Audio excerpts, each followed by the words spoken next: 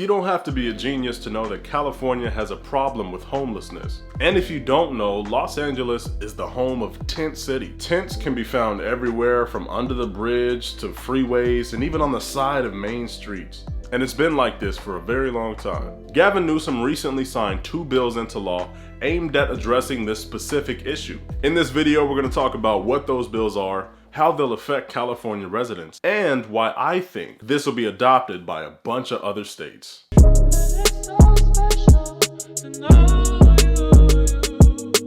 In 2021, Gavin Newsom signed 2 bills into law aiming at addressing homelessness and trying to build more homes in California. These laws were SB 10 and SB 9. Now, SB 10 is boring as hell and it doesn't even apply to anybody beside local governments. But I'll have links to both of the bills in the description below, just in case you're curious. What SB 9 does is allow people to build more than one housing unit on land that was previously only one housing unit, called single-family zoning. It lets homeowners turn this, which is single-family housing, into this, which is multi-family housing. SB 9 would directly impact California's homelessness problem because now places that only had one family living in them can have more than one family living in them. This is great because not only do people that previously didn't have housing have an option to get housing now, but it also helps homeowners develop a new line of income. The problem people keep running into is the demand for housing is great because there's 40 million people in California, but the number of housing is very limited because there's a lot of single-family zones throughout the state. And unfortunately, this inevitably drives prices up to be higher than Seth Rogen on April 20th.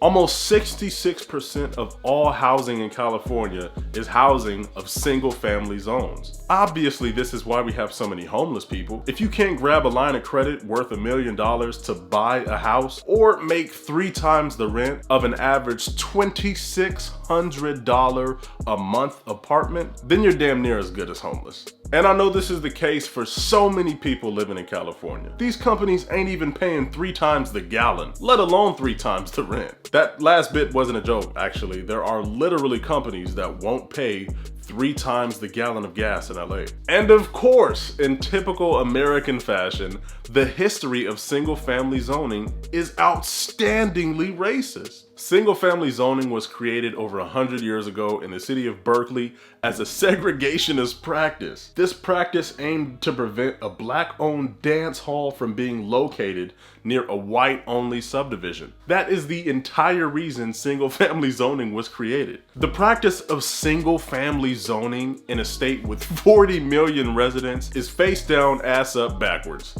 And I'm glad we're not gonna have to deal with it anymore.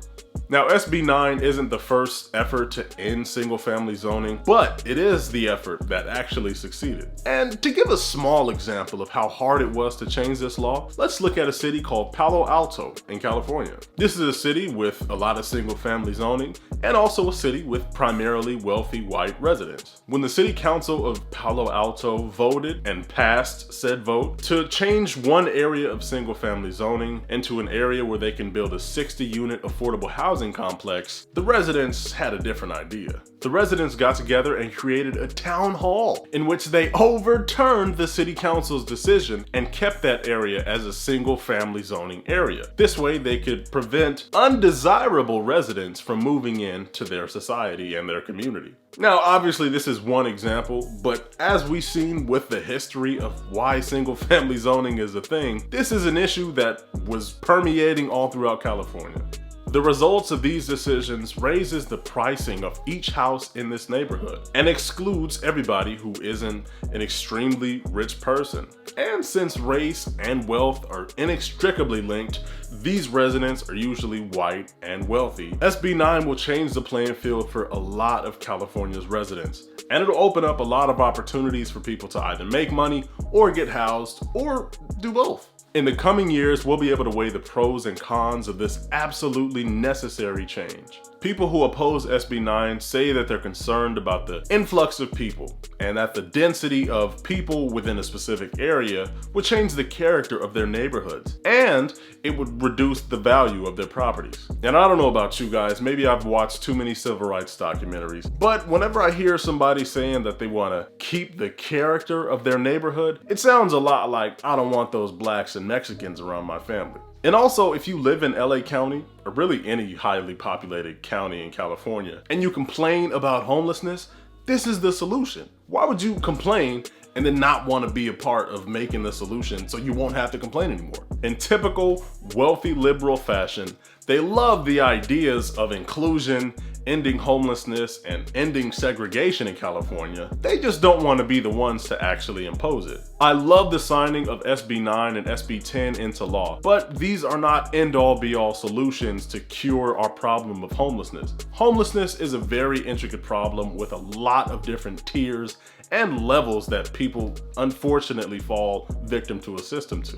Although these laws are a great start, they also might have a few problems attached to them as well. First and foremost, according to the real estate company Redfin, corporations bought 1 out of every 10 houses in 2018, and they were poised to buy more in 2021 with a $5 billion pledge to buy more property. I just know our problem with income inequality is gonna skyrocket when these corporations can now rake in extra money by building duplexes out of the single family homes that they previously bought. I also think that the prices they're gonna set are gonna be outlandish compared to the general real estate of any given neighborhood. Rent control laws and tenant protection rights are gonna take care of us, I'm sure. But I also know that we're gonna have to pass more laws to keep these ultra-capitalist corporations in check and not allow them to make outlandish rent prices and to drive our problem of homelessness even further. All things considered, I definitely support Gavin Newsom's signing of these 2 bills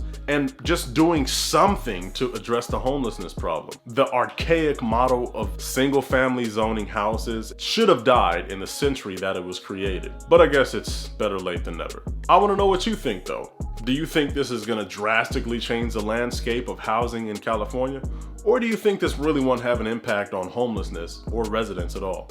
Let me know in the comments down below, and subscribe if you haven't already for new content coming at you every single Monday.